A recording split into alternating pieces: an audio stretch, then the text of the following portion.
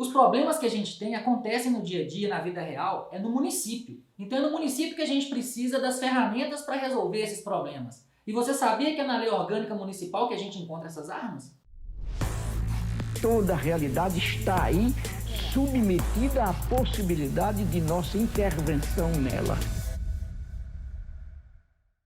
O que é a lei orgânica municipal? A gente vê lá na nossa Constituição de 88 que a maior lei que existe na nossa sociedade, ela que vai reger tudo que a gente faz, o que a gente compra, como a gente interage com outro ser humano, como que a gente interage com o meio ambiente. Então é ela que vai reger o princípio de tudo. E é nela que a gente vai saber com quem está o poder. A gente tem 3 características na nossa Constituição que vão embasar toda a razão de ser dela: república, democracia e federação. Quando a gente fala de democracia, a grosso modo, a gente está falando que o poder emana do povo e para ele é exercido. Quando a gente fala de república, a gente quer dizer que as leis governam o país através do sistema de separação de poderes: executivo, legislativo e judiciário. E quando a gente fala que existe uma federação, quer dizer que o poder é descentralizado. Existe a União, que é o conjunto de todos estados que são compostos por municípios.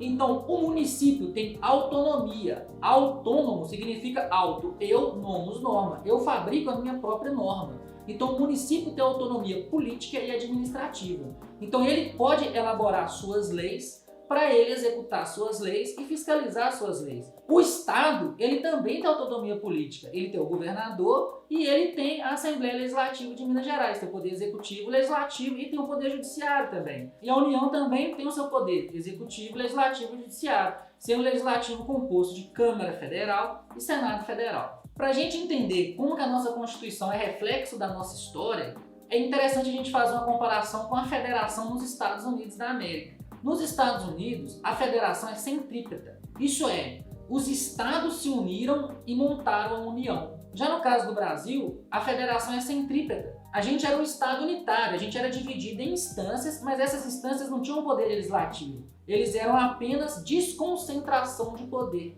Ele apenas administrava no território o que o poder central mandava para o país inteiro. Então a gente era um estado unitário. Depois esse estado unitário se fragmentou em estados e na Constituição de 88 foi dada autonomia aos municípios, nos tornando então uma federação de terceiro grau, porque temos União, estados e municípios, todos com autonomia política. A União fala sobre os princípios gerais, o estado fala sobre alguns princípios regionais e o município fala sobre os interesses locais. Plano diretor, loteamento, guarda municipal, atenção básica na parte da saúde, ensino de pré-escola e creche na questão da educação, tudo isso então é função do município. Então se a União tem a Constituição, que vai ser o que vai reger todas as leis, todas as normas, decretos e portarias que vão ser feitos, o Estado tem a Constituição estadual. Então Minas Gerais, por exemplo, tem uma Constituição do Estado de Minas Gerais.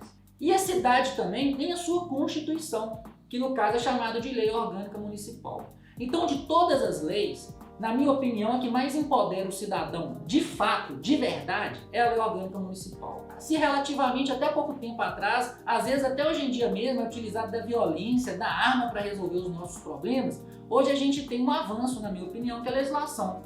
Então a lei nos dá essas armas para a gente lutar pelos nossos direitos. E conhecer essa lei é estar armado para a gente conquistar a democracia. Tanto a Constituição da República, do Estado e a Lei Orgânica Municipal, todas elas não são retrato da nossa sociedade. Elas são projetos políticos e jurídicos. São combinados que nós fizemos através do nosso sistema político de que a gente tem que cumprir para a gente conseguir evoluir enquanto sociedade. Então não é do dia para a noite que o SUS vai funcionar 100% desde que a Constituição de 88 foi lançada, não. É um projeto desafiador, na minha opinião até revolucionário.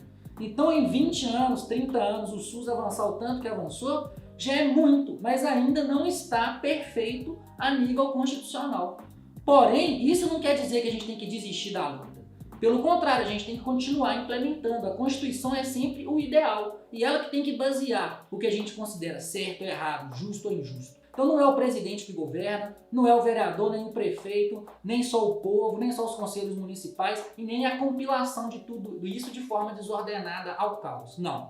Quem governa, pelo menos numa república, é a Constituição Federal e aí a Constituição também dos estados e a Lei Orgânica Municipal. Então, se você sabe o geral da Lei Orgânica Municipal da sua cidade, só de você ver uma ação, seja de um vereador, seja de um prefeito, você já vai conseguir sentir o cheiro de irregularidade. Não precisa você saber todos os artigos. Basta você saber a ideia geral, os princípios gerais da Lei Orgânica Municipal, que quando você vê uma ação, você vai pensar assim, olha só, aquela ação não teve participação popular. E na Lei Orgânica do meu município fala que toda ação governamental tem que ter algum tipo, de alguma forma, de participação popular. Então, na própria Lei Orgânica, você vai descobrir, vou fazer um requerimento para a Câmara, se eu não tiver sucesso na Câmara, eu vou acionar direto o Ministério Público, para questionar se ele acha que é certo ou que não é certo aquela ação sem participação popular, sendo que a Lei Orgânica manda. Então esse tipo de empoderamento é fundamental para resolver a prática dos nossos problemas. Lembrando que a Lei Orgânica Municipal só vai existir na prática se a gente conseguir concretizar todos os artigos dela. Não é o prefeito, o vereador que vai distribuir essa concretização para a gente. É infantil da nossa parte pensar isso. Nós, os cidadãos, é que temos que ir para os conselhos municipais, nós que temos que participar, que questionar, de ir no Ministério Público, de usar a tribuna da Câmara, de pressionar os vereadores para resolver as questões práticas do nosso dia a dia. E não fazer isso só na boca. O secretário tal, viu ele na rua, do outro lado da rua e faz uma solicitação para resolver, ele vai te enrolando na barriga ali. Não é isso não. Você vai falar com o secretário, não é com seu amigo. E com o secretário você conversa através de ofício. Não é perseguição, não é encheção de saco, não é nada disso. É a forma que a lei manda. Então você tem que fazer um requerimento para ter validade, solicitando, deseja informações sobre qual que foi o tipo de participação popular na ação tal da prefeitura, do dia tal, do jeito tal. E a prefeitura vai ter 15 dias para te responder. Se você fizer isso através de uma ONG, de uma associação de bairro, melhor ainda. Através de partido político, melhor ainda. Através de sindicato, melhor ainda. Então essas organizações sociais são importantes porque elas têm mais ferramentas ainda do que o cidadão individualmente para fazer esse tipo de cobrança. Cada município tem a sua lei orgânica municipal. E quando eu digo que, em tese, ela tem a autonomia e hierarquia da Constituição do Estado e da República Federal, eu falo isso porque, na verdade, na prática, ela tem que estar de acordo com os princípios da Constituição de 88. E a própria Constituição limita a Constituição, tanto do Estado quanto a lei orgânica municipal, em alguns aspectos. Então tem alguns fatores da lei orgânica municipal que vai ter em toda a lei orgânica. Um dos exemplos dessa limitação da Constituição é o mandato de 4 anos. Apesar do município ter autonomia política, ele não pode fazer uma lei na Câmara falando que o mandato do prefeito vai ser de 15 anos, ou mesmo de 5 anos. Isso a Constituição já prevê que um mandato deve ser de 4 anos. O máximo de vereadores que a gente pode ter no município, o teto de gasto que a gente pode ter na remuneração desses vereadores, a subordinação do prefeito do município para ser julgado pelo Tribunal de Justiça. E por fim, e não menos importante, a participação popular, que são os projetos de iniciativa popular. Então, um projeto de lei que tiver 5% de assinaturas dos eleitores tem que ser apreciado pela Câmara. Então esses fatores são fatores que vai ter em toda a lei orgânica municipal que a própria Constituição já limita, colocando aí uma discussão do ponto de vista teórico sobre a hierarquia da lei orgânica. Mas de toda forma, toda a ação dos agentes municipais são baseados ou devem ser baseados pela lei orgânica municipal. Vamos lembrar aqui assim, que muito grosseiramente, a pessoa física, o indivíduo, ele pode fazer tudo o que ele quiser, menos o que está escrito na lei. Então se tiver alguma coisa te proibindo, você não pode fazer. Se não tiver nada escrito que te proíba, você pode fazer todo o resto. No caso do poder público, não. Ele só pode executar aquilo que está escrito. Então vai ser vedado ao prefeito, ao vereador, tudo que não está lá na lei orgânica municipal. Enquanto prefeito, enquanto vereador, tudo que ele fizer tem que estar embasado por aquilo ali. Então é muito importante você aí de casa entrar no site da Câmara, da Prefeitura do seu município, procurar a lei orgânica mais atualizada para você baixar e estudar. Se não tiver disponível, solicitar para a Câmara ou solicitar na Prefeitura uma cópia da lei orgânica municipal para você ler e ter ela debaixo do braço. Quando você sentir cheiro de alguma irregularidade, você vai lá e procura em qual capítulo, em qual artigo que deve estar sustentando. E aí você vai fazer um requerimento apenas citando o artigo que já está na lei orgânica que você viu que não está correspondendo com a atitude da prefeitura ou do vereador. Como toda lei orgânica é feita para as peculiaridades de cada local, essa é a razão de ser da lei orgânica, a gente vai falar aqui só dessas partes que a Constituição estabelece como comum a todas e aquilo que de certo modo aparece na maioria das leis orgânicas, se não em todas. Por exemplo, disposições preliminares, o preâmbulo, né? Falando lá, constituído, graças a Deus, dividido em Câmara, Poder Executivo e os vereadores, que é o geral que a gente já conhece na prática, além das disposições preliminares, que vai falar a localização do município, a bandeira do município, quais são os símbolos oficiais que representam o município. E normalmente tem um capítulo também logo após só de direitos fundamentais. Ele vai ali colocar na prática do município aquilo que a Constituição já prevê no seu artigo 5º, que são os direitos fundamentais. Ele vai ser a concretização, a normatização do que a Constituição já previu nesse aspecto. É muito legal destacar que nos municípios pequenos, principalmente, a participação popular é desestimulada. Então ela existe muito pouco nas instâncias de fato da administração pública. Então a gente tem que lembrar que nas leis orgânicas a participação popular é muito lembrada, principalmente através de plebiscitos, referendos, consultas populares. É nessa parte aqui de direitos fundamentais que a gente costuma ver essas ferramentas. E aí logo você já vê que aí também vai ter os princípios da administração pública, legalidade, impessoalidade, publicidade. Então, sabendo os princípios da administração pública que normalmente estão elencados no início das leis orgânicas municipais, você já vai saber quando que um agente está dentro ou está fora desse primeiro filtro, esse filtro introdutório aí. E depois, para você detalhar sobre a ação específica que ele teve, você vai ter o restante da lei orgânica mais para frente, com cada artigo explicando direitinho como que funciona cada postura específica. A lei orgânica municipal também vai falar qual é a competência do município, ou seja, o que o município pode fazer, já que ele só vai fazer o que está escrito que ele pode. Ele pode arrecadar tributo, que é cobrar da gente imposto. Mas a própria lei orgânica vai falar quais são esses impostos que ele pode, né? Taxa, imposto, contribuição de melhoria, e vai explicar a maneira deles serem cobrados. Então ele pode cobrar um imposto, e se ele pode cobrar imposto, ele pode executar o imposto. Então ele tem que prestar serviço. Além de cobrar imposto, ele pode prestar serviço diretamente, ou seja, a própria prefeitura, os seus funcionários prestar o serviço, exemplo, atenção básica de saúde, sala de aula, escola infantil fundamental municipal, creche, pré-escola municipal. Ou ele pode fazer de maneira indireta, contratando uma empresa, contratando um serviço, normalmente através da licitação. O município pode então cobrar tributo e prestar serviço utilizando esse dinheiro que ele cobrou do tributo. Mas ele pode fazer isso de qualquer maneira? Não. Ele só pode fazer isso através do orçamento, que é outra característica da competência municipal. Então ela pode arrecadar o tributo, fazer um orçamento para nos dizer como que ela vai gastar esse tributo e executar serviço, prestar serviço de maneira direta ou indireta com esse dinheiro que ela arrecadou da gente, usando como parâmetro o que ela combinou com a gente, que a Câmara aprovou na lei do orçamento. Então fazer orçamento, arrecadar tributo, prestar serviço. Além desse tripé, que é o básico para toda a administração pública, tem as especificidades do município. O município, por exemplo, é o responsável por fazer o plano diretor, que é a base de todo o planejamento da cidade. É no plano diretor que vai estar estabelecido qual que é a área que nós vamos preservar do meio ambiente, que não pode construir, qual que é a área que nós vamos construir atendendo interesse social para as pessoas que não têm moradia digna. A gente vai ter a área que vai ter equipamento público, onde que vai ter escola, onde que vai ter praça, aonde nós vamos ter um quarteirão fechado só para atividade do pedestre, onde nós vamos ter área de lazer, quadra de futebol, onde que pode construir 5 andares, 2, 3, onde não pode construir. Tudo isso vai estar no plano diretor, que é uma das competências específicas do município. Assim como a proteção do animal. Criar, por exemplo, regionais ou subprefeituras em municípios muito grandes é muito utilizado. Em Belo Horizonte, por exemplo, tem 9 regionais administrativas. É uma pessoa com status de secretário que fica ali na própria região dele, agindo como um subprefeito, coletando as demandas específicas dali, por conta daquele lugar. Isso ajuda na eficiência da gestão, principalmente nas grandes cidades. Outra especificidade do município que a gente não pode deixar de falar é a desapropriação. Ela pode ser feita por interesse público ou então como sanção, quando a propriedade não atende a sua função social. Vale lembrar que quando essa desapropriação é feita por sanção, ela não é feita com indenização em dinheiro. Existe indenização, só que ela é em título da dívida pública, então a pessoa demora quase 10 anos para receber do Estado. A solução para muitos municípios pequenos é o consórcio intermunicipal, que é outra competência dos municípios.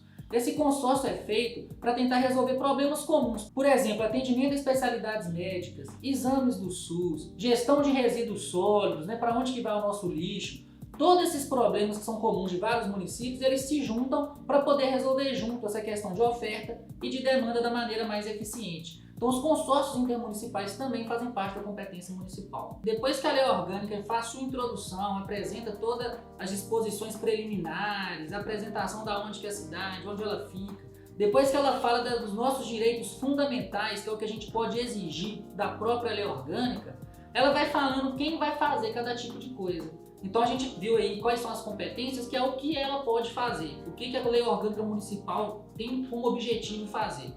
E agora ela vai começar a falar o seguinte: qual que é o papel da Câmara? Qual que é o papel do prefeito? Qual que é o papel do vice-prefeito? Então da Câmara a gente já sabe, legislar e fiscalizar é o básico, mas como que ela vai fazer isso? Então as leis orgânicas vão falar, ela pode fazer isso através de convocação e convidar qualquer ator da gestão pública que tem algum tipo de responsabilidade, um secretário, um diretor, ela pode chamar na Câmara para prestar informações. Ela pode legislar e fiscalizar através de comissões, inclusive comissões de inquéritos, que a gente vê lá em Brasília, CPI, nos municípios podem existir as CIs, comissões de inquérito, para investigar alguma ação que pode ter sido ilegal do Poder Executivo. A Câmara pode utilizar o Tribunal de Contas do Estado para fazer a sua fiscalização através de solicitação de informação, então para fazer alguma denúncia. A Câmara julga as contas do prefeito, é por isso que nenhum prefeito rouba sozinho. Toda a Câmara tem que aprovar as contas do prefeito e da gestão do prefeito. Então ele tem que fiscalizar e para isso um momento crucial é a aprovação de contas. Tanto é que é uma cerimônia da Câmara que dá a posse para o prefeito e para o vice-prefeito. Além de ter que autorizar os plebiscitos dos referendos, que a gente viu que são instrumentos ali de direito fundamental de participação popular, a Câmara tem que zelar por sua competência. Isso quer dizer na prática que a prefeitura não pode atropelar a Câmara, não pode passar por cima das decisões dela. Isso é um ponto em comum de todas as leis orgânicas municipais, as atribuições das câmaras. Então ela tem que chamar a competência para si, reivindicar a sua competência, a sua responsabilidade. Quando o prefeito faz um decreto que não segue uma lei da Câmara, a Câmara tem o papel de denunciar a ilegalidade desse decreto. Qual que é a diferença de decreto e lei? O decreto é uma norma. Lei, tudo que for lei, tem que passar pelo Poder Legislativo. Porém, o decreto é feito pelo prefeito, na canetada do prefeito. Então ele não pode criar nenhuma obrigação para ninguém. Ele não pode criar nenhum direito para ninguém.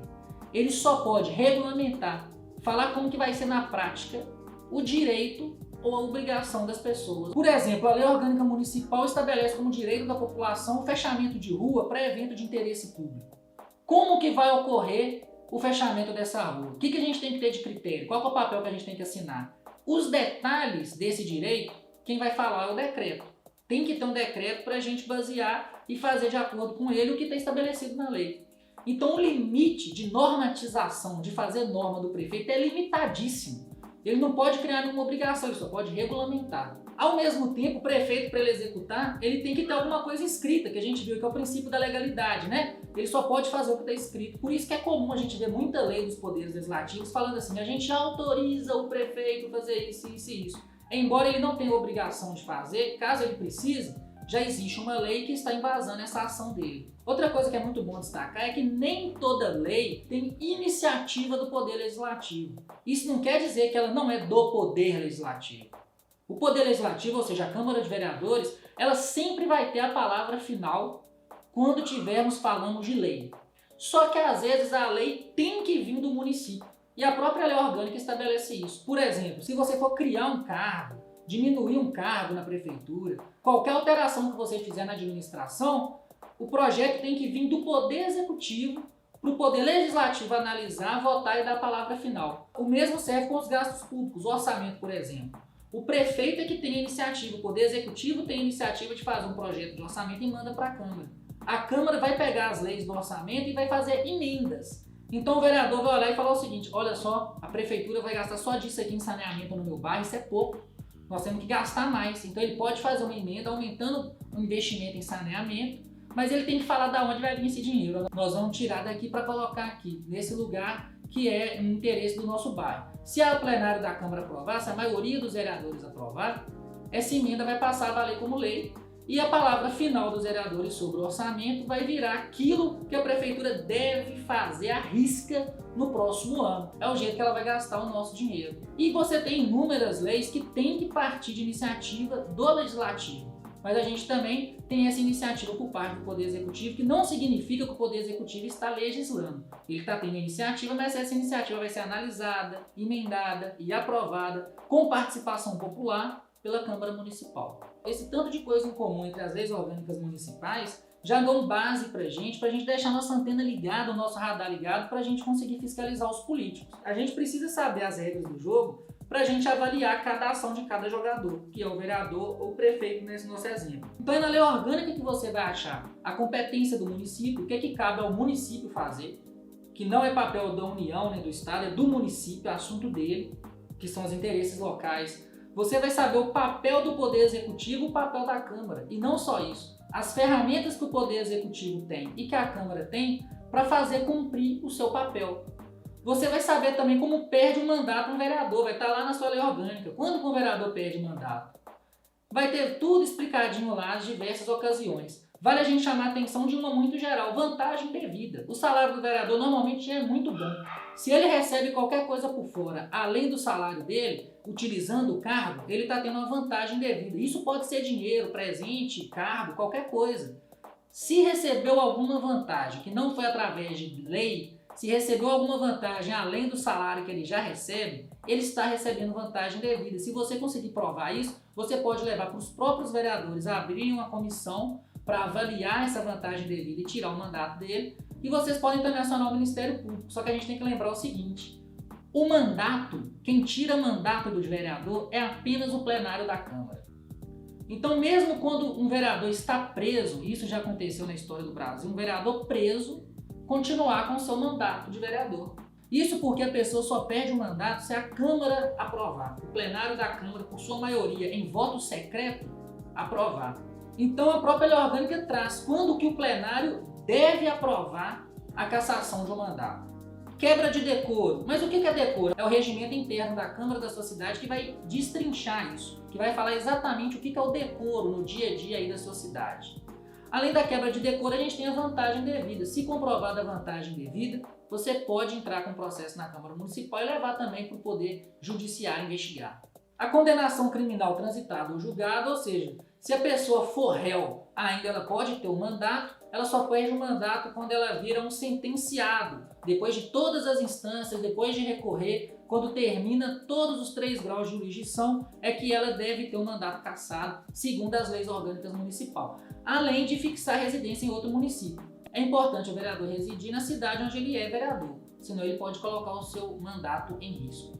Ó, a gente já sabe o que a Constituição de 88 manda ter em todas as leis orgânicas municipais. É o mandato de 4 anos, a participação popular. A gente também sabe, nessa altura do campeonato, tudo que a lei orgânica nos traz de competência do município, quem que vai fazer, como que vai fazer, quem vai fiscalizar e qual a consequência se for provado que não foi feito o que a lei orgânica mandou, que vai perder os mandatos. E aí vai caber a cada um de vocês procurar na lei orgânica municipal do seu município, que vai ser específica para o seu município, qual artigo que vai destrinchar cada coisa que a gente viu aqui. Você percebeu que a Câmara está fazendo mais que o papel dela ou está fazendo de um jeito errado? Você vai saber lá qual artigo você vai utilizar para embasar. Você percebeu que o município está fugindo da esfera dele? Você vai entrar na parte que vai falar das competências do município, vai procurar o artigo e vai copiar lá no seu requerimento. E através desse requerimento, sempre embasado no artigo de alguma lei municipal que vai dar coesão para o seu pedido, você sempre registra e tem direito à informação, porque nós estamos no Estado democrático de direito. Mas para ser democrático, só é possível se eu, se você, se todo mundo cobrar os nossos direitos. Nunca um político vai nos conceder direitos. Nós é que temos que conquistá-los. A Constituição não é a garantia que eles existem. É apenas a possibilidade que nós temos, e isso já é muita coisa, de lutar por aquilo que está escrito nela. Então vamos lutar para que o poder seja realmente exercido para o povo. Isso precisa da nossa ação direta. Muito obrigado e até a próxima.